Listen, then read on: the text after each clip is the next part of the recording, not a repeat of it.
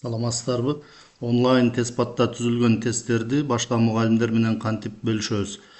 Түзгөн тестиңизди башка мугалимдер менен бөлүшүү үчүн онлайн тест паттан өзүңүздүн жеке кабинетиңизге киресиз. Мисалы бул жака Chrome браузерин ачып туруп, онлайн тест пат деп жазгандан кийин onlinetestpat.com деген сайтка киресиз. Сайтка киргенден кийин өзүңүздүн жеке кабинетке киресиз. Бул жерде эгерде адамдын сүрөтүнө окшогон белги турса, демек сиз өзүңүздүн тест паттагы жеке кабинетиңизде турасыз. Өзүңүз түзгөн тесттерди ачуу үчүн ушул аккаунттун белгисин басабыз дагы. Бул жерден тести дегенди тандасак, бул жактан өзүңүз түзгөн тесттер чыгат. Эми сиз түзгөн тесттериңизди башка мугалимдер менен кантип бөлүшө аласыз?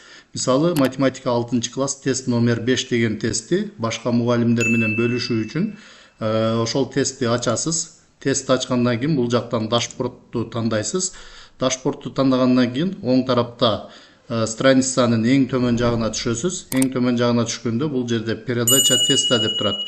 Передача теста дегенди тандайбыз. Андан кийин бул жака ал мугалимдин тест патка катталган аккаунтун жазышыңыз керек. Ал аккаунт тест патка катталган болуш керек. Эгерде аккаунт тест патка катталбаган болсо, анда ал мугалимден бул тест ачылбайт. Ошондуктан бул жерге тест патка катталган аккаунтун жазабыз. Ал мугалимдин аккаунтун жазып туруп, аккаунтту жазып атканда так жана туура жазабыз. Андан кийин бул жерден передача копию теста дегенге галочка коебуз. Галочка коюп туруп, бул жактан передать деген баскычты басабыз. Андан кийин тастыктоо үчүн да деген баскычты басып койсок, копия теста успешно передана деп чыгат. Эми ал мугалим ошол тестти кантип ачат? Ал мугалим онлайн тест патка өзүнүн жеке кабинетине кирет.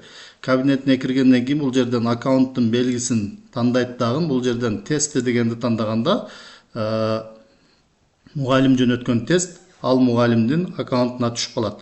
Эми бул жерден мугалим бул тестти колдонууга толук мүмкүнчүлүк болот. Тесттин жыйынтыгы дагы түзгөн адамга эмес, өзүнө келип түшөт. Бул жерден тестти иштетүү үчүн ал мугалим сөзсүз түрдө тестти ачат. Тест ачкандан кийин бул жерде тесттин статусу жабык болушу мүмкүн. Тесттин статусун сөзсүз түрдө ачып коюш керек. Тесттин статусун ачуу үчүн открыт баскычын басабыз. Открыт баскычын басканыбызда бул жакта ссылка иштей баштайт. Андан кийин тесттин настройкаларыны бир сыйра карап коюш керек. Тесттин настройкаларын карап коебуз. Мисалы, бул жерден суроолорду аралаштыруу үчүн перемешать вопросы дегенди жандырабыз. Эгерде түзүлгөн тестке комментарий калтырууну каалабасак, өчүрүп коебуз комментарийди. Ошондой эле түзүлгөн тесттеги катачылыктар жөнүндө билдирүү калтырбоону кааласак, анда булду дагы өчүрүп коебуз. Андан кийин бул жерден показать время прохождения жандырып коебуз.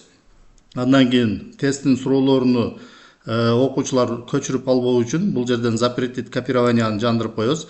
Андан кийин по кнопке далее деген баскычты дагы жандырып коебуз.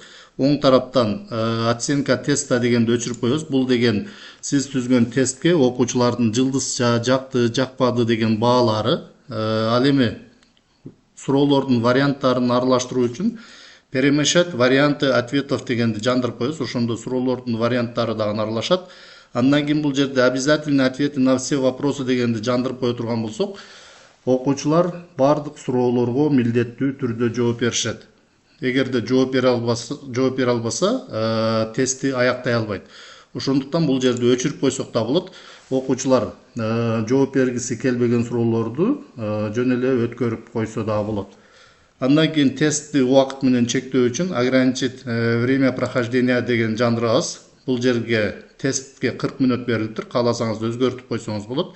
Андан кийин настройка результата дегенди тандайбыз. Бул жерден окуучуларга өздөрүнүн жооптору көрүнбөш керек, өчүрүп коебуз. Бул настройка результатада баарын өчүрүп коебуз. Доступ к тесту дегенде сиз окуучуларды тестке кирүүсүн чектеп койсоңуз болот. Ал үчүн ограничение на прохождение деген жерди басып туруп, ограничение по IP дегенди тандап койсок болот. Эгерде сиз бир эле компьютерде алып аткан болсоңуз, анда чектебей эле койгонуңуз жакшы. Ушундай кылып настройкаларын өзгөртүп алгандан кийин кайра дашбордко барабыз дагы окуучуларга основная ссылка деген жердеги ссылканы жөнөтүп коебуз. Окуучулар ошол ссылка аркылуу кирип тестти тапшырышат.